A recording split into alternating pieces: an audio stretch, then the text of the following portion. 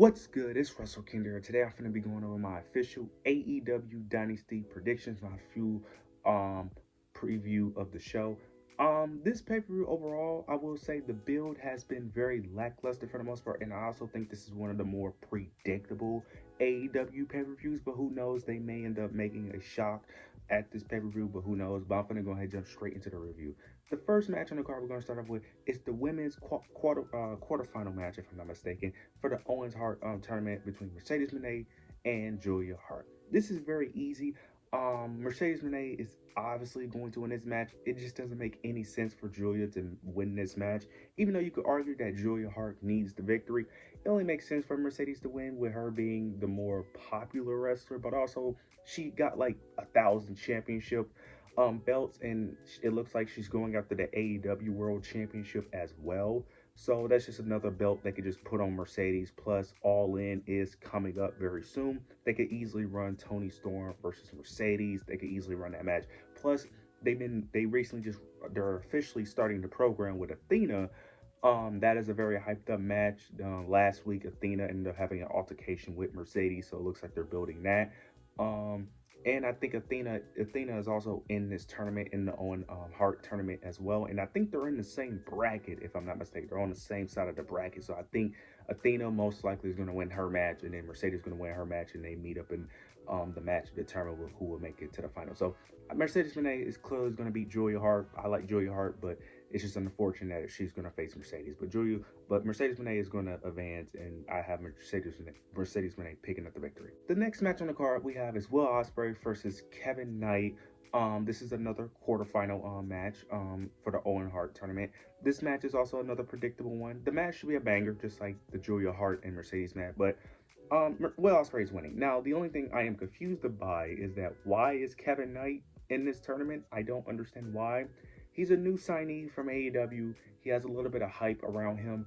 I don't understand the point of doing this. I don't get why put him in a match against Will. I get putting him in a match with Will Ospreay. I get that point. I don't understand the point of a tournament though, because why is he in this tournament? Like, he hasn't. Well, he had a match on Dynamite just this past episode of Dynamite, but that's it. Like, that's it. Like, he hasn't had any match. Why is he in the tournament all of a sudden? Like, I don't understand. Like, dude didn't even need multiple matches to be in this tournament. I don't understand it. This is a very predictable match. The match should be great, but it's a very predictable outcome. I don't understand why do we need this match, especially on a pay-per-view. You could have just done this on Dynamite, but I guess Tony Khan wanted to put Will Ospreay on the show. But yeah, Will Ospreay is easily gonna advance. Most likely going to win the Owen Hart tournament for the men. So yeah, but I have Will Ospreay defeating Kevin Knight.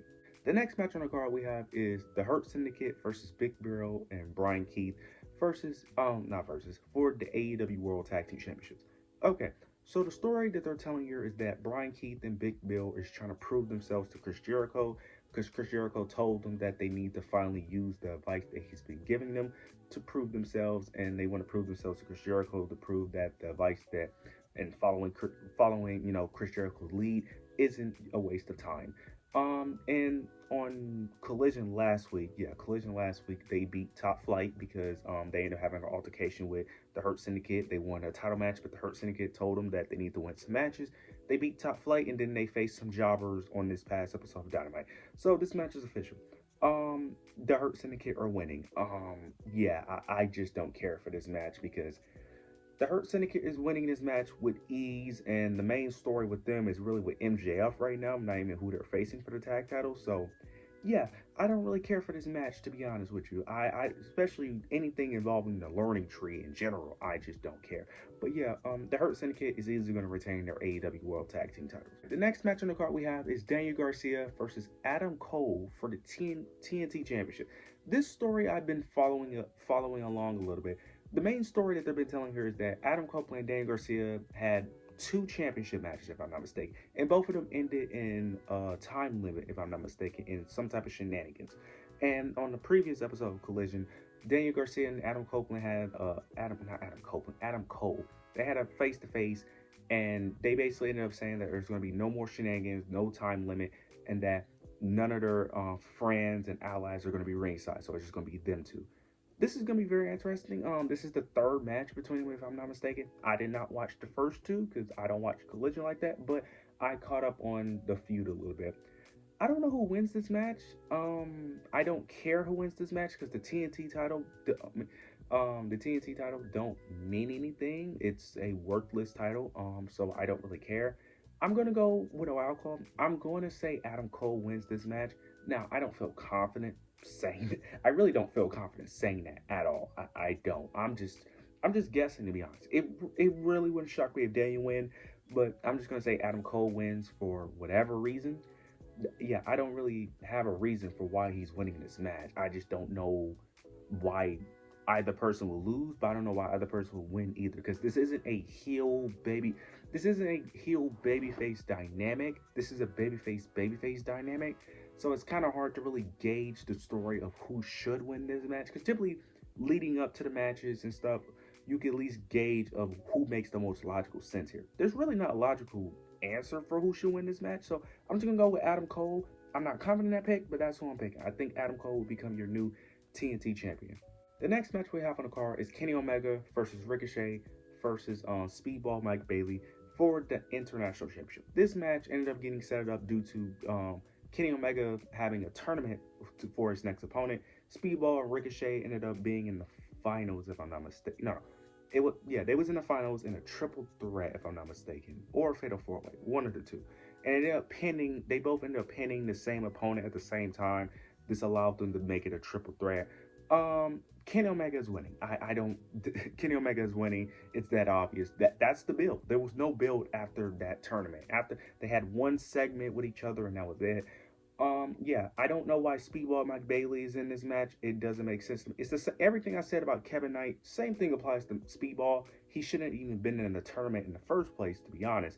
And he shouldn't be in this match. It doesn't make sense because we all know what's going to happen after he loses this match. Same thing with Kevin Knight. After they lose, the main thing we're going to do is put them on Ring of Honor or put them on Collision, facing nobodies, having matches. That's what's going to most likely happen. Yeah, Kenny Omega is easily going to win. We already know the main story that they should be pushing is the Okada feud. Don't know why they're waiting on that feud. I know they're waiting until All In to really build that feud, but we all know that's where it's leading. So Kenny Omega is easily going to retain his international championship. Now we get Radiant FTR versus the Death Riders for the Trios Championship. This match I am kind of interested and I'm kind of not interested. Now the story that they're mainly telling here is the story of will Dax Harwood betray Adam Copeland, and is Cash Wheeler going to side with him or not? Because there was a segment on Dynamite where Cash Wheeler ended up saying that after their trios match at Dynasty, they need to have a conversation. So it looks like there's some friction between FTR and Dax Harwood is having friction with Adam Copeland. I think the Death Riders is easily going to retain their championship because I think it's going to be shenanigans. Maybe Adam Copeland or Dax accidentally attack each other by accident. That caused friction between Cash Wheeler because Cash doesn't trust Dax, and then that allows the Death Riders to pick up the victory. Now the main thing is, will Dax turn on Adam or will they both turn on Adam? This is a story that I'm interested in, but at the same time, I don't understand why they're doing it. The only thing I could think of is that they're going to have the FTR turn on Adam, and this is going to have Christian Cage eventually turn babyface so they can have that match. That's the only thing I can really think of why you would do this, because other than that, I don't get the idea. Because the Dax Harwood heel turn of teasing came out of nowhere. They just randomly pulled it out of nowhere. So I don't understand it. But Death Riders are easily going to win. They're not losing those trios championships. They're just not.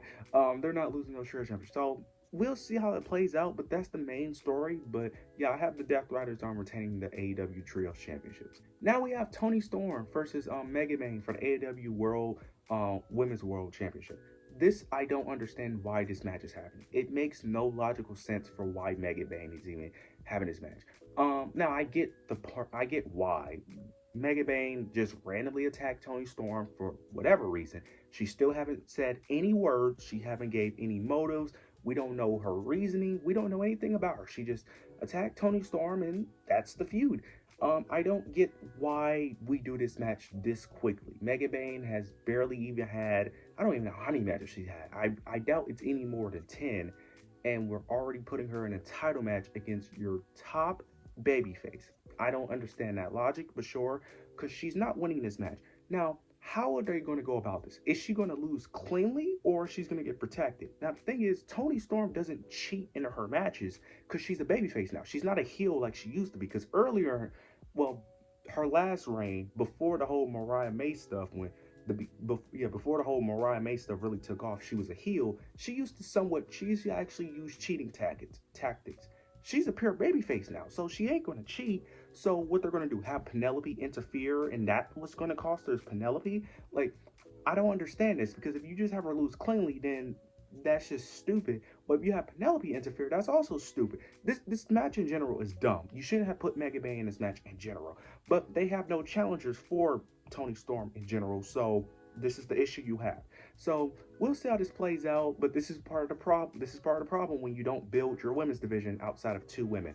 But we'll see how this plays out. But Toni Storm is easily retaining her AEW World Championship. Now we get the main event. Swerve Strickland versus Jon Moxley for the AEW World Championship. I'm just going to keep this very short and simple. Swerve needs to win. I don't care. Swerve needs to win. I don't care how he wins. I don't care if Jon Moxley just lays on the ground and allows Swerve to pin him for all I care. Swerve needs to win. Now, do I believe he's going to win? Absolutely not.